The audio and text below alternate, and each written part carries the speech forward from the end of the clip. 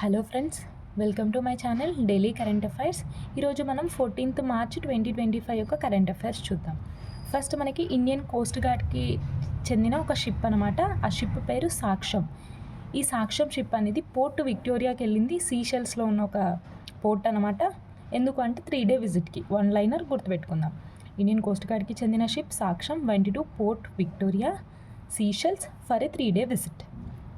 Next మనకి second phase of 5th Khelo India winter games. So మనకి Khelo India winter games అనేవి జరిగాయి కదా. సో మనకి ఖేలో ఇండియా వింటర్ గేమ్స్ అనగానే 2 phases జరుగుతాయి. ఆల్రెడీ ఫస్ట్ ఫేజ్లో మనకి లడాఖ్లో జరిగాయి. లడాక్ టాప్లో ఉంది మెడల్స్లో. ఇప్పుడు మనకి సెకండ్ ఫేజ్ కూడా కంప్లీట్ అయింది. ఈ సెకండ్ ఫేజ్ ఎక్కడ జరిగాయి అంటే గుల్మర్గ్ డిస్టిక్, కాశ్మీర్ అనమాట. ఇందులో టాప్ మెడల్స్ ఏవి ఉన్నాయో చూద్దాం ఒకసారి. ఫస్ట్ మనకి ఆర్మీ ఉంది. 7 gold, 5 silver, bronze 6 అనమాట. Total 18 medals. తర్వాత Himachal Pradesh 6 gold, 5 silver, 7 bronze, total 18. So ఇక్కడ రెండుటికి 18 ఉంది. కాకపోతే మనము గోల్డ్ దాన్ని బట్టి మెడల్స్ టాప్ ఎవరు అనేది నిర్ణయిస్తారు అనమాట. నెక్స్ట్ మనకి థర్డ్ లడాక్ ఉంది. లడాక్కి 4 gold వచ్చింది, సిల్వర్ 2, బ్రోంజ్ 1, టోటల్ 7 అనమాట.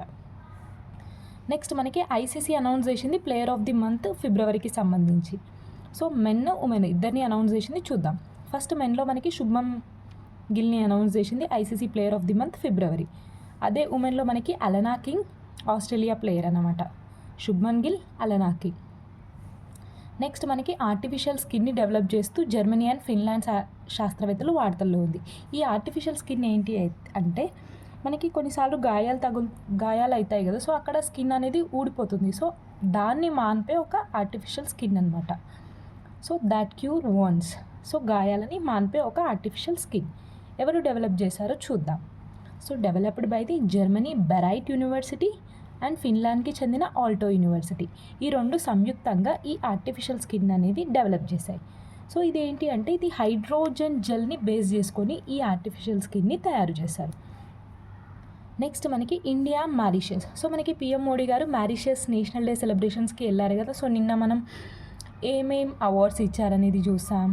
లైక్ ఏమేం వాళ్ళకి వస్తువులని గిఫ్ట్గా ఇచ్చారో చూసాం. మొన్న సెలబ్రేషన్స్ ఎలా ఉన్నాయి. సో అట్లా డైలీ వార్తలు ఉంది కదా. ఈరోజు ఏంటి అంటే ఏమేమి ఒప్పందాలు కుదిరాయి. సో ఇండియా మారిషస్ రిలేషన్స్లో భాగంగా ఏ ఒప్పందాలు కుదిరాయి అంటే 8 ఒప్పందాలు కుదిరాయి. సో 8 ఒప్పందాలు కుదిరాయి. దాంతోపాటు పిఎం మోడీ గారు ఇండియా అండ్ మారిషస్కి సంబంధించి ఒక మహాసాగర్ అనే విజన్ డాక్యుమెంట్ని అనౌన్స్ చేశారు. ఈ మహాసాగర్ అంటే ఏంటి అంటే ఓషన్స్ని ప్రొటెక్ట్ చేయడం అనమాట. సో మహాసాగర్ అనేది ఓషన్స్ని ప్రొటెక్ట్ చేయడం only and India and Mauritius. So Mahasagar అంటే ఏంటో చూద్దాం. Mutual and holistic advancement for security and growth across all regions అనమాట. సో ఆల్రెడీ మనకి సాగర్ ఉంటుంది. సాగర్ అనేది డిఫరెంట్ కంట్రీస్కి చెందింది. డిఫరెంట్ కంట్రీస్ అందులో ఉంటాయి. కానీ మహాసాగర్ అంటే only India and Mauritius. So మనకి ఎగ్జామ్లో రావచ్చు, ఇంపార్టెంట్. నెక్స్ట్ మనకి క్యూఎస్ ర్యాంకింగ్స్ అనమాట. సో క్యూఎస్ ర్యాంకింగ్స్ అనేది 10th edition టాప్ 50 యూనివర్సిటీస్ ఏవున్నాయి అని చెప్పేసి క్యూఎస్ ర్యాంకింగ్స్ ఇచ్చింది. ఇందులో మన ఇండియా నుంచి 9 యూనివర్సిటీస్కి చోటు దక్కింది. అందులో టాప్ 50లో 20th ప్లేస్గా ఇండియన్ స్కూల్ ఆఫ్ మైనింగ్ అనమాట. జార్ఖండ్ ధన్బాద్లో ఉన్న యూనివర్సిటీ అనమాట. సో టోటల్ 9 యూనివర్సిటీస్ కదా. సో ఇదైతే చాలా ఇంపార్టెంట్. ఎందుకంటే 20th rank Indian school of mining Jharkhand ధన్బాద్లో ఉంది. నెక్స్ట్ ఒక స్పీసెస్ వార్తల్లో ఉంది, మలబార్ సీవెట్ క్యాట్ అనమాట. సో మలబార్ సీవెట్ క్యాట్ అనేది వార్తల్లో ఉంది. ఎక్కడ అంటే మన గుంటూరు తాడేపల్లిలో ఇది కనిపించింది. సో ఐయుసిఎన్ దీని యొక్క స్టేటస్ కనుక చూసుకున్నట్టయితే క్రిటికల్లీ ఎండేంజ్ స్టేటస్లో ఉంది అనమాట ఈ species. So Malabar civet cat. Next మనకి జియో. సో మొన్ననే చూసాం కదా, మనకి ఎయిర్టెల్ స్టార్లింక్ తోటి ఒప్పందం కుదుర్చుకుంది ఇంటర్నెట్ సర్వీస్ ఎక్స్పాండ్ చేయడానికి. ఇప్పుడు జియో కూడా. So Jio MOU with Starlink to expand internet services in India. Same Starlink తోటి ఏవేవి ఒప్పందం కుదుర్చుకున్నాయని మనకి క్వశ్చన్ రావచ్చు. లైక్ మనకి ఎయిర్టెల్ ఇంకా జియో. నెక్స్ట్ చైనా ఒక రాడర్ని ఎస్టాబ్లిష్ చేసింది. ఏంటి అంటే లార్జ్ ఫేజ్డ్ అరే రాడర్ అనమాట. ఎక్కడ అంటే యునాన్ ప్రావిన్స్లో. సో చైనాలో ఉన్న ఒక యునాన్ ప్రావిన్స్లో ఈ రాడర్ని ఎస్టాబ్లిష్ చేసింది. ఇదేంటి అంటే ఒక హైపర్సోనిక్ రాడర్. సో మిసైల్స్ ఏవైతే మనకి ఇండియన్ కానీ వేరే మిసైల్స్ ఏమన్నా చైనాకి వెళ్ళాయో అవి 5000 కిలోమీటర్స్ దూరంలో ఉండగానే ఈ రాడార్ అనేది ఆ మిసైల్స్ని గుర్తిస్తుంది అనమాట. సో దీనికి ఉన్న స్పెషాలిటీ అనమాట. So it found missiles which is 5000 kilometres away మిసైల్స్ని కూడా ఇది గుర్తిస్తుంది. నెక్స్ట్ మనకి మాజీ ఫిలిప్పైన్స్ ప్రెసిడెంట్ అయిన రోడ్రిగో డ్యూటరీ గారిని అరెస్ట్ చేశారు ఐసీసీ వారెంట్ పైన. అంటే ఇంటర్నేషనల్ క్రిమినల్ కోర్టు ఉంటుంది కదా, సో దాని ఆదేశాల మేరకు మాజీ ఫిలిప్పైన్స్ అధ్యక్షుడైన రోడ్రిగో డ్యూటరీ గారిని అరెస్ట్ చేశారు. సో ఇంటర్నేషనల్ క్రిమినల్ కోర్ట్ అనేది 1995లో ఎస్టాబ్లిష్ అయింది, కాకపోతే ఇది 2002 నుంచి అమల్లోకి వస్తుంది. సో జస్ట్ ఒక్క లైన్గా గుర్తుపెట్టుకుందాం. రీసెంట్గా మాజీ ఫిలిప్పైన్స్ అధ్యక్షుడు ఎవరు అరెస్ట్తో వార్తల్లో ఉన్నారు అంటే రోడ్రిగో డ్యూటరీ, అంతే. నెక్స్ట్ మనకి భారత్ స్పేస్ కాన్క్లేవ్ అనమాట. భారత్ స్పేస్ కాన్క్లేవ్ 2025 దీన్ని ఎవరు ఆర్గనైజ్ చేశారు అంటే ఫిక్కీ అంటాం కదా, సో మనకి federation of Indian chambers of commerce and industry. So ఆ సంస్థ దీన్ని ఆర్గనైజ్ చేసింది March 12 రోజు న్యూఢిల్లీలో. సో దీని థీమ్ చూడాలి కదా, space innovations for Atmanirbhar Bharat. Space innovations for Atmanirbhar Bharat అనమాట భారత్ స్పేస్ కాన్క్లేవ్ యొక్క థీమ్. మనకి ఇండియాలోనే ఫస్ట్ హైడ్రోజన్ ఆధారిత రైలు అనమాట. సో హైడ్రోజన్ ఆధారిత రైల్ని స్టార్ట్ చేయబోతున్నారు. March 31 కల్లా దీన్ని స్టార్ట్ చేస్తాము అని చెప్పారు. ఎక్కడ అంటే హర్యానా సోనిపట్లో దీన్ని లాంచ్ చేయబోతున్నారు. సో దీని యొక్క స్పెషాలిటీ ఏంటి అంటే 110 km/h, కాకపోతే ఇది హైడ్రోజన్ బేస్డ్ రైల్. ఇంపార్టెన్స్ అది. దీన్ని ఎవరు డెవలప్ చేశారు అంటే RDSO అంటే research designer and standard organisation వాళ్ళు దీన్ని డెవలప్ చేశారు. So developed by the RDSO, India's first hydrogen based rail going to be start on March 31. So Haryana Sonipat డిస్టిక్లో. నెక్స్ట్ మనకి బంగ్లాదేశ్కి సంబంధించిన 2 ఎక్సర్సైజ్ వార్తల్లో ఉన్నాయి. సో 2 చూద్దాం. ఫస్ట్ మనకి ఇది బోంగో సాగర్ మనకి ఏ కంట్రీస్ మధ్యలో అంటే ఇండియా అండ్ బంగ్లాదేశ్. ఇది 4th ఎడిషన్ నేవీకి సంబంధించిన ఎక్సర్సైజ్. మనకి లాస్ట్లో ఎప్పుడైనా ఈ ఎక్సర్సైజ్ ఎప్పుడు స్టార్ట్ అయింది అంటే 2019లో ఈ ఎక్సర్సైజ్ మొదటిసారిగా ప్రారంభించారు. ఎక్కడ జరుగుతున్నాయి ఈ ఎక్సర్సైజ్ అంటే బే ఆఫ్ బెంగాల్ రీజియన్లో ఈ ఎక్సర్సైజ్ అనేది జరుగుతుంది. సో మన ఇండియన్ నేవల్ షిప్ ఏది పార్టిసిపేట్ చేసింది అని ఎగ్జామ్లో రావచ్చు. INS Ranveer participated in the bongo Sagar exercise. Important. Next మనకి ఇంకోటి కార్పెట్ కూడా మనకి ఇండియా అండ్ బంగ్లాదేశ్కి సంబంధించిందే, కాకపోతే 6th ఎడిషన్. ఇది 6th ఎడిషన్, ఇది 4th ఎడిషన్. సో ఈ 2 ఎక్సర్సైజెస్ కూడా మనకి March 10 నుంచి 12 వరకు జరిగాయి బే ఆఫ్ బెంగాల్ రీజియన్లో నేవీకి సంబంధించినవి.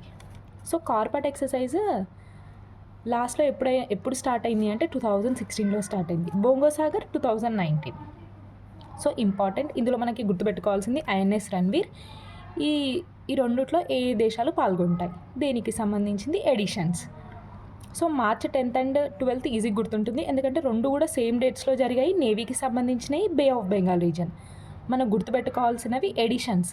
సో ఎడిషన్స్ ఇంకా ఫస్ట్లో ఎప్పుడు స్టార్ట్ అయింది, ఇవి గుర్తుపెట్టుకుంటే చాలు. నెక్స్ట్ మనకి మూడీస్ అనలిటిక్స్ అనే సర్వే సంస్థలు ఉంటాయి కదా, సో అది జీడిపిని ఎంత ఎస్టిమేట్ చేస్తుంది అంటే for the coming financial year.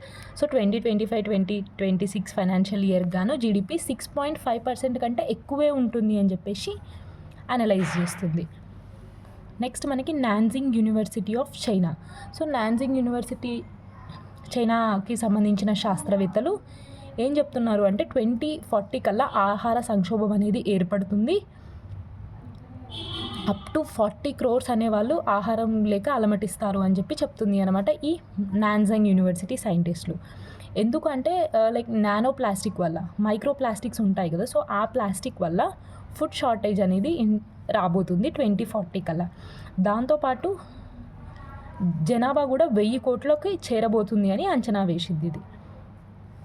So మనకి బనానాస్ నార్మల్గా ఎండలో పెడితే బ్లాక్ అయిపోతాయి కదా, సో అలా కాకుండా ఒక కొత్త రకం వంగడాన్ని జెనెటిక్ ఇంజనీరింగ్ ద్వారా ఎవరు అంటే యూకేకి చెందిన ట్రాపిక్ కంపెనీ దీన్ని డెవలప్ చేసింది అనమాట. సో బనానాస్ ఒకవేళ ఎండలో ఉన్నా ఇంకా బ్లాక్ అవ్వవు. సో దీనివల్ల ఫుడ్ వేస్టేజ్ అనేది తగ్గుతుంది. సో ఆ బనానాని డిస్కవర్ చేశారు ట్రాపిక్ కంపెనీ, యూకేకి చెందిన సంస్థ అనమాట ఇది.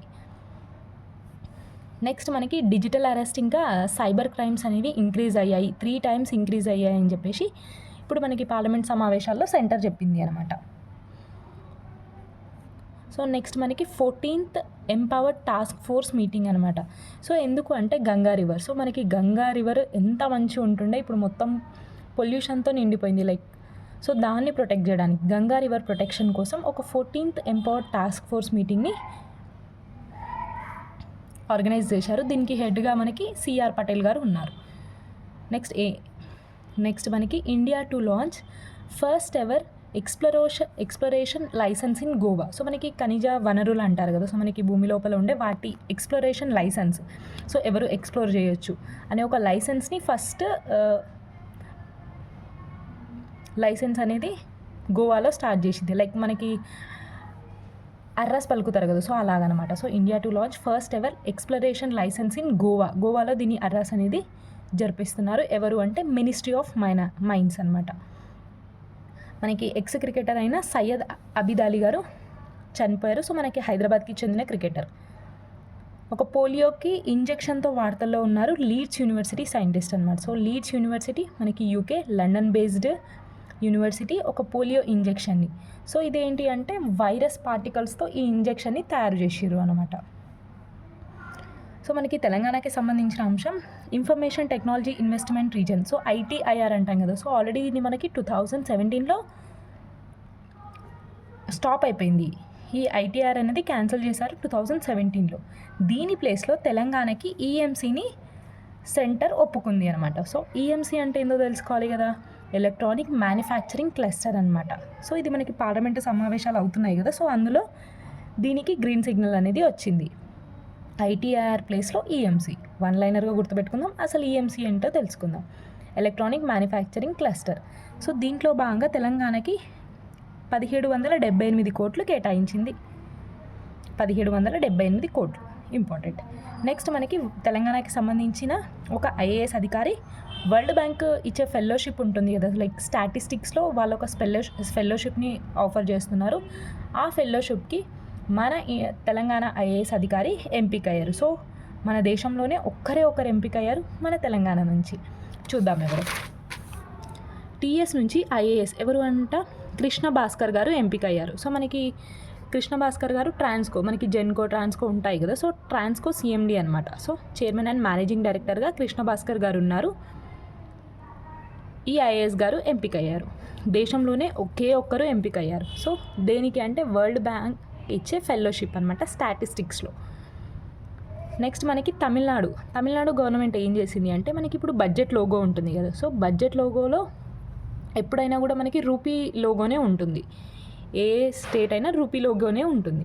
సో దాన్ని తీసేసి వాళ్ళ తమిళ్ లోగోని పెట్టారనమాట తమిళనాడు గవర్నమెంట్. సో వాళ్ళ లాంగ్వేజ్లో తమిళ్లో రూ అని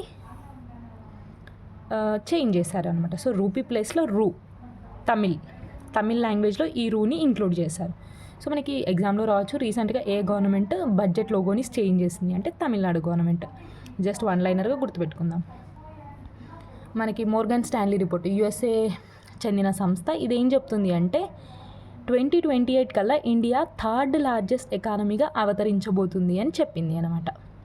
one liner, Morgan Stanley report, USAకి చెందిన సంస్థ, 2028 కల్లా India will be the 3rd largest economy. So మనకి future city area development authority ఉంది కదా, సో మనకి ఫ్యూచర్ సిటీని ఎస్టాబ్లిష్ చేయాలని మనం చూస్తున్నాం వార్తలో తెలంగాణ గవర్నమెంట్ వచ్చిన నుంచి. సో ఆ ఫ్యూచర్ సిటీ ఏరియా డెవలప్మెంట్ అథారిటీని రీసెంట్గా అనౌన్స్ చేశారు. సో దీనికి చైర్మన్గా మన సీఎం ఉంటారు. సో చైర్మన్గా సీఎం ఉంటారు, ఇంకా మిగతా మెంబర్స్ కూడా ఉంటారు. ఈ ఫ్యూచర్ సిటీని ఎట్లా ఎస్టాబ్లిష్ చేస్తారు అంటే 56 విలేజెస్ 7 మండల్స్ తోటి ఈ ఫ్యూచర్ సిటీని ఎస్టాబ్లిష్ చేయబోతున్నారు. సో మనకి ఎగ్జామ్లో ఎట్లా అడగొచ్చు అంటే ఫ్యూచర్ సిటీ ఏరియా డెవలప్మెంట్ అథారిటీకి చైర్మన్గా ఎవరు వ్యవహరిస్తారు అంటే సీఎం గారు. ఎన్ని విలేజెస్ ఎన్ని మండల్స్ అంటే 56 విలేజెస్ 7 మండల్స్. నెక్స్ట్ మనకి మారిషస్కి సంబంధించింది మోడీ గారు వెళ్ళారు కదా, సో అక్కడ మనకి అటల్ బిహారీ వాజ్పేయి గారి ఇన్స్టిట్యూట్ని ఇనాగరేట్ చేశారు. So PM Modi inaugurated Atal Bihari Vajpayee institute in Mauritius. So మనకి అస్త్రా బీవీ రామ్ మిసైల్ అంటాం కదా, అస్త్రా అనగానే మనకి బీవీ రామ్ పక్కన వచ్చేస్తుంది. So Astra beyond visual range air to air missile అనమాట. ఇదేంటి అంటే ఒక లైట్ కంబాక్ట్ ఎయిర్ క్రాఫ్ట్ అనమాట. సక్సెస్ఫుల్గా దీన్ని లాంచ్ చేశారు, అస్త్రా మిసైల్. సో మనకి ఇది బీడీఎల్ డెవలప్ చేస్తుంది. బీడీఎల్ డెవలప్ చేసింది అస్త్రా బీవీ రామ్ మిసైల్ని. సో ఎక్కడి నుంచి దీన్ని లాంచ్ చేశారు అంటే చాందీపూర్, ఒడిస్సా. మనకి ఇప్పుడు చాందీపూర్ ఒడిస్సా అన్నా కూడా, లేకపోతే అబ్దుల్ కలాం వీలర్ ఐస్లాండ్ అన్న రెండు ఒకటే అనమాట. చాందీపూర్ ఒడిస్సా నుంచి అస్త్రా బీవీ రామ్ మిసైల్ని సక్సెస్ఫుల్గా కండక్ట్ చేశారు. నెక్స్ట్ మనకి ఇది ఇంకా లీస్లో లైక్ యునెస్కో వరల్డ్ హెరిటేజ్ సైట్స్లో చోటు పొందలేదు, కాకపోతే టెనిటివ్ లీస్ట్లో చోటు పొందింది, అంటే తాత్కాలికంగా. చూడాలి మరి. Kanger valley national park has been included in tentative list. So UNESCO's world heritage సైట్స్లో టెనిటివ్ లిస్ట్లో కంగర్ వ్యాలీ నేషనల్ పార్క్ ఉంది అనమాట. సో దీని location important. Kanger valley national park ఎక్కడుంది అని రావచ్చు, ఛత్తీస్గఢ్లో ఉంది. So Kanger valley national park ఎక్కడుంది? ఛత్తీస్గఢ్. సో ఇది నేను ఇప్పటివరకు కరెంట్ అఫైర్స్ రాస్తుంటే ఇది చూసాను నేను న్యూస్లో, అందుకే ఇది నేను ఇక్కడ ఇంక్లూడ్ చేసుకున్నాను. సో మనకి చిరంజీవి గారికి యూకే లండన్కి లండన్ అవార్డ్ అనమాట. సో లైఫ్ టైమ్ అచీవ్మెంట్, జీవిత సాఫల్య పురస్కారం అంటాం కదా, సో ఆ అవార్డు అనేది వచ్చింది. సో మనకి 19th రోజు లండన్లో దీన్ని ప్రదానం చేస్తున్నారు. So doctor Chiranjeevi got UK's lifetime achievement award అనమాట. సో ఇది ఫ్రెండ్స్ ఈరోజు 14th కరెంట్ అఫైర్స్ 2025. సో అందరికీ happy Holi. Thank you so much.